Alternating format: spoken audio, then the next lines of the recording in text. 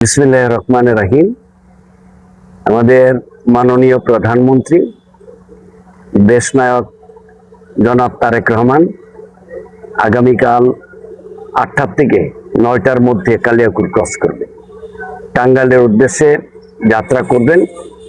Cross করে এখান থেকে চলে যাবেন টাঙ্গাইল এবং সেখানে আমাদের ফ্যামিলি কার্ড বিতরণ করবেন, শুভ উদ্বোধন করবেন, কৃষি কার্ড সহ এখানে উদ্বোধন করবেন।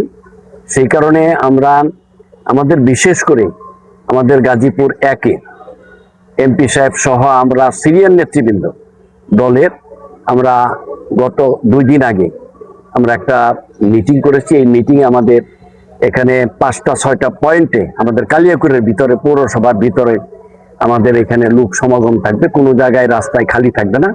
আল্লাহর রহমতে আমাদের প্রধানমন্ত্রী সাহেবকে আমরা এখান থেকে স্বাগত জানাবো। ঠিক মাননীয় প্রধানমন্ত্রী আমাদের